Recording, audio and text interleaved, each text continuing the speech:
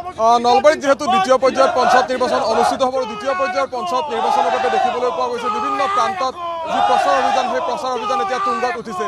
আজিৰ দিনটোত নলবাৰীত অসম জাতীয় পৰিষদৰ সভাপতিগৰাকী বিভিন্ন প্ৰান্তত প্ৰচাৰ চলাইছে। ইতিমধ্যে বাইক ৰেলী কৰি আহি জাতীয় পৰিষদৰ এটা কাৰ্যালয়ত তেখেত উপস্থিত হৈছে। আমি কথা কিছু পাতিম।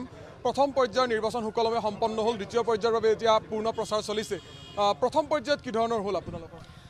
প্ৰথম পৰ্যায়ৰ নিৰ্বাচনৰ ফলাফলক লৈ আমি যথেষ্ট আশাবাদী। আমি আপোনালোকক আগতেই কৈছোঁ, আমি নিৰ্বাচিত সমষ্টিসমূহতহে আমি প্ৰাৰ্থিত্ব আগবঢ়াইছোঁ।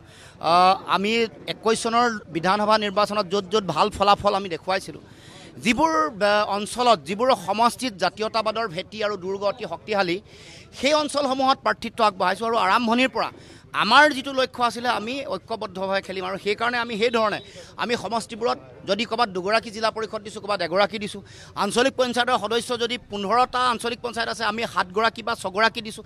এনেকৈ যিমান পাৰি আমি এডজাষ্ট কৰিবৰ কাৰণে আমাৰ দলৰ ফালৰ পৰা আমি আৰম্ভণিৰ পৰা আমি যোগাত্মক যিটো দৃষ্টিভংগী আগৰ পৰা ৰাখিছোঁ। আমি এই কথা অন্তঃকৰণেৰে বিশ্বাস কৰোঁ যে পঞ্চায়ত নিৰ্বাচনেই হওক বা পৌৰসভা হওক বা লোকসভা বিধানসভা, ভোটটো বিভাজন হ'লে লাভ শাসকীয় পক্ষৰ হয়। সেইকাৰণে আমি সেই দৃষ্টিভংগীৰে আমাৰ প্ৰাৰ্থিত্ব আমি আগবঢ়াইছোঁ। সেইকাৰণে সকলোতে আমাৰ প্ৰাৰ্থিত্ব আমি আপোনালোকে দেখিবলৈ নাপাব। কিন্তু নিৰ্বাচন প্ৰথম পৰ্যায়ত য'ত য'ত হৈ গ'ল, খুব ভাল ফলাফল আহিব। য'ত য'ত প্ৰাৰ্থিত্ব আগবঢ়াইছোঁ প্ৰায়বোৰতে ক'ৰবাত এখন জিলা পৰিষদ, ক'ৰবাত 2খন, প্ৰতিটো বিধানসভা সমষ্টিত অহাৰ পূৰ্ণ সম্ভাৱনা আছে। আঞ্চলিক পঞ্চায়তৰ সদস্য তেনেকৈ ন্যূনতম 5গৰাকীকে বিধানসভা সমষ্টিসমূহত আহিব। আৰু যিসমূহ ৱাৰ্ডৰ প্ৰাৰ্থী আমি আগবঢ়াইছোঁ, ৱাৰ্ডৰ সদস্য, তাতো আমি প্ৰায় 60-70গৰাকী পাৰ সমষ্টি আমি দিবলৈ আমি চেষ্টা কৰিছোঁ। তাত 60%তকৈ বেছি ভাল ফলাফল তাৰো অহাৰ পূৰ্ণ সম্ভাৱনা আছে, আমি যিটো দেখিছোঁ পৰিৱেশ। গতিকে ৰাইজেও দেখিছে যে বিগত সময়ছোৱাত যিটো পঞ্চায়তী ৰাজ ব্যৱস্থা বিজেপিয়ে চলালে, 5 বছৰ চলিব লাগিছিল, 7 বছৰলৈকে তেওঁলোকে নিৰ্বাচন কৰিব নোৱাৰিলে। 5 বছৰত তেওঁলোকৰ যিসকল পঞ্চায়তৰ সভাপতিকে ধৰি যিসকল দায়িত্বত আছিলে, তেওঁলোকে কেৱল মাত্ৰ যিটো কাম কৰিলে সেইটো দুৰ্নীতি কৰিলে, স্বজন তোষণ কৰিলে, ভ্ৰষ্টাচাৰ কৰিলে আৰু কেন্দ্ৰীভূতভাৱে গোটেই বস্তুটো নিয়ন্ত্ৰণাধীন। বিধায়কে নিয়ন্ত্ৰণ কৰে পঞ্চায়তী ৰাজ ব্যৱস্থা, নহ'লে মন্ত্ৰীয়ে কৰে। কোনো ধৰণৰ আঁচনি যিবোৰ পঞ্চায়তৰ নেতৃত্ব যিসকলে লয়, তেওঁলোকৰ হাতত সমগ্ৰ কৃতিত্ব দিব লাগে। সপোনৰ পঞ্চায়তী ৰাজ ব্যৱস্থা, য'ত গ্ৰাম স্বৰাজৰ কথা মহাত্মা গান্ধীয়ে কৈছিল, তাত কৈছে যে ক্ষমতা অধিক পঞ্চায়তত দিব লাগে, স্বচ্ছ নিকা হ'ব লাগে। গাঁৱৰ মানুহে নিজে নিয়ন্ত্ৰণ কৰিব যে মোক কি লাগে, মই কি কৰাটো প্ৰয়োজন, উন্নয়ন ক'ত দৰকাৰ, কোনবোৰ ৰাস্তা ঘাট হ'ব লাগে, খোৱা পানীৰ ব্যৱস্থা কেনেকুৱা হ'ব লাগে, শিক্ষা কেনেকুৱা হ'ব লাগে। দক্ষিণ ভাৰতৰ উন্নত ৰাজ্যবোৰ যেনে তামিলনাডুত চাব যে পঞ্চায়ত এখনত এক্সিকিউটিভ ইঞ্জিনিয়াৰ এজন থাকে, এগৰাকী চিভিল ছাৰ্ভিচৰ অফিচাৰ থাকে।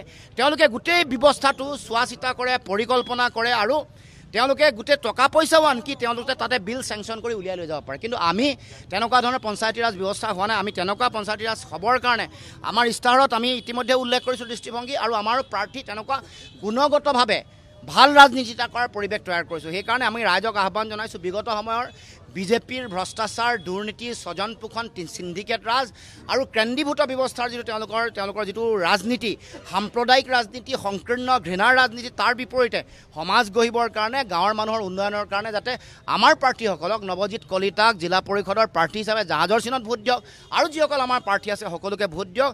মূল্যবৃদ্ধিয়ে কোঙা কৰিছে ৰাইজক। খোৱা বোৱা বস্তুৰ সামগ্ৰীৰ দাম বঢ়াৰ উপৰিও পেট্ৰল, ডিজেল, গেছৰ চিলিণ্ডাৰ দাম বাঢ়িছে, খাজানা 5 গুণ বাঢ়িলে, 900টা দৰৱৰ দাম বাঢ়িলে, বিদ্যুতৰ মাচুল বাঢ়িছে, এতিয়া স্মাৰ্ট মিটাৰ লগাই দিছে। গতিকে এই যে সাধাৰণ জনতাক সৰ্বস্বান্ত কৰি জীয়াটো ভোগাই তেওঁলোকৰ পৰা কৰ লৈ চৰকাৰ চলোৱাৰ যিটো নীতি, সাধাৰণ জনগণক শত্ৰুতা কৰি কৰ্পৰেট গোষ্ঠী, বণিক গোষ্ঠীক তেওঁলোকে মিত্ৰ হিচাপে ব্যৱহাৰ কৰি তেওঁলোকে সমাজক শোষণ কৰা, লুণ্ঠনৰাজ কৰাৰ যিটো তেওঁলোকৰ চৰিত্ৰ, তাৰ বিৰুদ্ধে যাতে এবাৰ জনগণে ভোটদান কৰে। আপুনি বিৰোধী ঐক্যৰ কথা কৈছিল, আৰু ইতিমধ্যে প্ৰথম পৰ্যায়ত দেখিবলৈ পোৱা গ'ল, প্ৰথম পৰ্যায়ৰ পূৰ্বে বিৰোধী যিসকল নেতা আছিল এটা অনৈক্যৰ দেখিবলৈ পোৱা গ'ল। ৰাইজে সেই বাৰ্তাটো পালে। এই সমষ্টিটোত যিটো জিলা পৰিষদ সমষ্টিত আপুনি প্ৰচাৰ চলাবলৈ আহিছে, ইয়াতো দেখিবলৈ পোৱা গৈছে কংগ্ৰেছৰ প্ৰাৰ্থী প্ৰক্ষেপ কৰিছে, আপোনালোকৰ প্ৰাৰ্থীগৰাকী আছে। গতিকে এই ভোট বিভাজনে আচলতে কি সূচাইছে? সেইটোতো আমি আগৰ পৰাই কৈছোঁ যে ঐক্যবদ্ধতাৰ প্ৰয়োজন আছিলে, আৰু মই ভাবোঁ যে নিৰ্বাচন যোৱাৰ পাছত এইবোৰ কথা বিশ্লেষণ কৰিব। আৰু এই বিষয়টো কেতিয়াও মই ভাবোঁ যে অদূৰদৰ্শী সিদ্ধান্ত কেতিয়াও ল'ব নালাগে।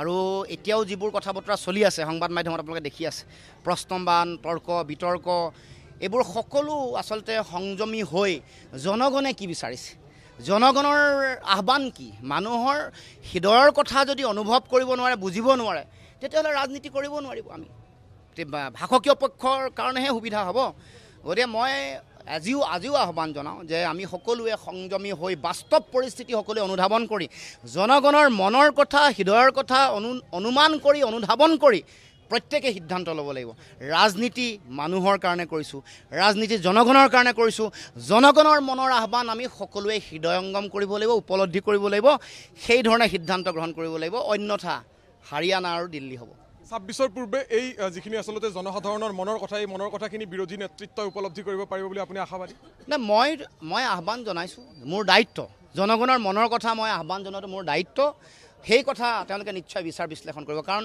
বিজেপিক পৰাভূত কৰাটো আমাৰ মূল যদি লক্ষ্য মৌলিক লক্ষ্য তেতিয়াহ'লে আমি প্ৰয়োজনীয় যিটো দায়িত্ব যিটো জনগণৰ প্ৰতি যিটো দায়িত্ব সেই দায়িত্ব আমি প্ৰত্যেকে পালন কৰিব লাগিব কালিৰ দিনটোত নলবাৰীলৈ গৌৰৱ গগৈ আহিছিল যোৱাকালিৰ দিনটোত নলবাৰীত গৌৰৱ গগৈ প্ৰচাৰ চলাইছিল সেই সময়ছোৱাত দেখিবলৈ পোৱা গ'ল বিজেপি একাংশ নেতাকৰ্মীয়ে গৌৰৱ গগৈৰ বিৰুদ্ধে প্ৰতিবাদ সাব্যস্ত কৰিলে গৌৰৱ গগৈৰ পাকিস্তান লিংকক লৈ প্ৰতিবাদ সাব্যস্ত কৰিলে কলা পতাকা দেখুৱালে এই গোটেই এটা নিৰ্বাচনৰ সময়ছোৱাত এই ধৰণৰ এটা পৰিৱেশ গোটেই পৰিৱেশটোক লৈ কি ক'ব নাই এইটো অসমৰ মুখ্যমন্ত্ৰী বা বিজেপি দলে গৌৰৱ গগৈৰ জনপ্ৰিয়তাটো লৈ ভয় খাইছে আৰু তাৰ লগে লগে বিৰোধী যদি এক হয় তেতিয়াতো আৰু ভয়াৱহৰ কথা হ'ব তেওঁলোকৰ কাৰণে গতিকে গৌৰৱ গগৈৰ সংসদৰ মজিয়াত তেওঁৰ পাৰদৰ্শিতা লোকসভা নিৰ্বাচনত সকলোৱে চেষ্টা কৰাৰ পাছতো যোৰহাটত তেওঁ জিকি আহিলে তাৰ পাছত মুখ্যমন্ত্ৰী যথেষ্ট মানে শংকিত হৈ এই কথাবোৰ আৰম্ভ কৰিছে এই কামবোৰতো তেওঁৰ নহয় যদি কোনোবা পাকিস্তানৰ লগত লিংক আছে ISR এজেণ্ট সেইবোৰ কোনে কোৱা দৰকাৰ এইটো দেশৰ গৃহ মন্ত্ৰণালয়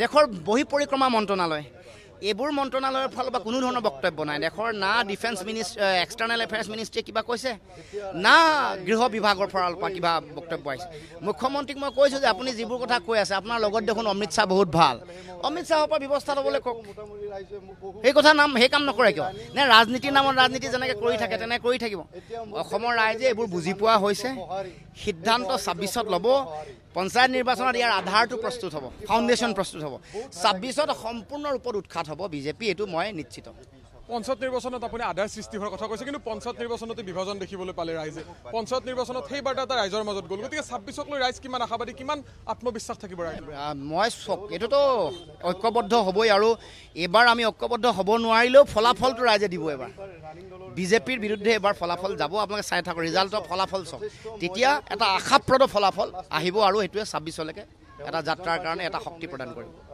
ধন্যবাদ জনাইছোঁ এয়া আছিল অসম জাতীয় পৰিষদৰ সভাপতিগৰাকী আৰু তেখেতে এই ধৰণে যি পশ্চিম বনভাগ জিলা পৰিষদৰ যিগৰাকী প্ৰাৰ্থী নৱজিৎ কলিতা সেই নৱজিৎ কলিতাৰ হৈ প্ৰচাৰ চলোৱাৰ বাবে আহি উপস্থিত হৈছে নলবাৰীত আৰু নলবাৰীত এই ধৰণে অসম জাতীয় পৰিষদৰ প্ৰাৰ্থীগৰাকীৰ হৈ প্ৰচাৰ চলাইছে অকণমান প্ৰাৰ্থীগৰাকী যিহেতু আছে আপোনাৰ ওচৰলৈ আহিছোঁ আপোনাৰ হৈ প্ৰচাৰ চলাবলৈ সভাপতিগৰাকী আজি আহিছে কি বাৰ্তা দিব বিচাৰিব ইয়াৰ পৰা ইয়াত কংগ্ৰেছ প্ৰাৰ্থীগৰাকীও ইয়াত প্ৰতিদ্বন্দ্বিতা কৰিছে বিজেপি প্ৰাৰ্থী আছে গতিকে আপোনাৰ ফলাফলক লৈ আপুনি কিমান আত্মবিশ্বাসী মোৰ সদায় নিজক লৈ আত্মবিশ্বাসী ৰাইজৰ সঁহাৰিক আত্মবিশ্বাসী ৰাইজে যথেষ্ট সঁহাৰি কৰিছে বিপুল সঁহাৰি যিটো সঁহাৰিত ৰাইজ আজি আমাৰ সভাপতি লুৰিণজ্যোতি গগৈ ডাঙৰীয়াৰ লগত আছে ৰাইজ ওলাই আহিছে কাৰণ ৰানিং দলত যিৰকম ওলাই আহে ৰানিং কেণ্ডিডেট তাতকৈও অলপ বেছি মনৰ সাহস আৰু বল লৈ পেলাই ওলাই আহিছে আটাইবোৰ ৰাইজ সেইটোত লৈ পেলাই মই উপৰন্ত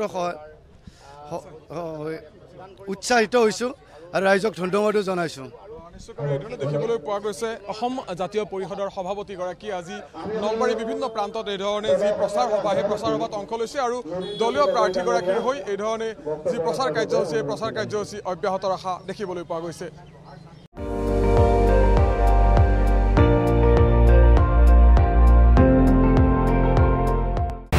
আপুনি চাই আছে ND24 সৰ্বশ্ৰেষ্ঠ নহয় সৰ্বোত্তমৰ দৌৰ